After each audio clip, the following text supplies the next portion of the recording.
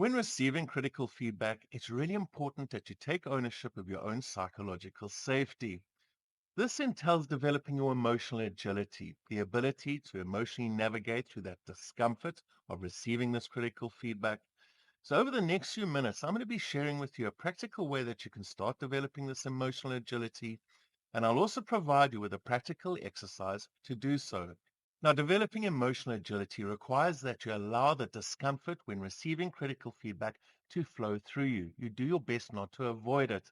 One of the most important things you can do to enhance this ability is to notice the fear behind your discomfort. For example, with myself, one of my biggest fears is rejection. And I notice when I'm receiving critical feedback, this discomfort is driven by this rejection. So what I do is I label this fear. I give it a name. It's rejection. It's not a real threat. And in this process, I allow myself to breathe through it.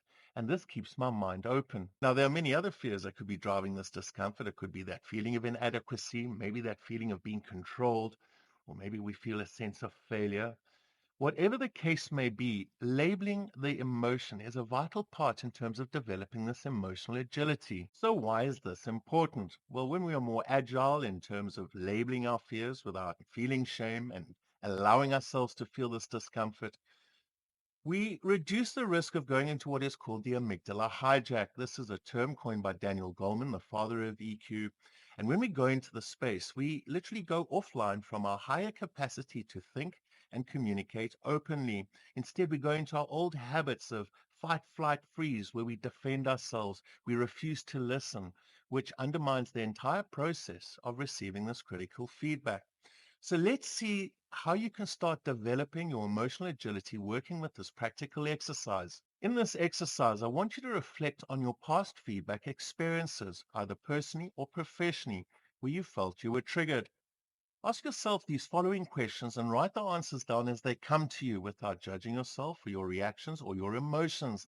This is where you're learning about you, not blaming you. So the first question is, how did you react to the feedback in the past? Did you become defensive or stop listening? What other behaviors did you demonstrate? The second question is, why did you react? Do your best not to externalize the reason. For example, it's what the other person said, or the other person was uncaring in how they said it. This may be the case, but you want to take ownership of your own reaction regardless. So reflect on why you reacted. You can also use the 5 whys to delve as deep as you can. For example, why did I react? Well, I felt I had let everyone down. Why?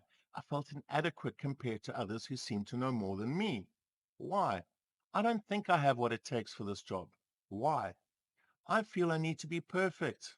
Why? I fear failure. As you do this, write your answers down and let them come to you. Then you ask the next question. How did my reaction contribute to the feedback session? Did it make things worse or better? Often our reactions make things worse, creating a more difficult situation for ourselves than before. And lastly, ask yourself, what could I do differently next time I am triggered? This prepares you both cognitively and physically for the next feedback session as and when it arises. Now, over the next few talks, I will be sharing with you some other tools that you can work with, especially the whoop exercise to help yourself whoop through critical feedback. So until then, take care and stay aware.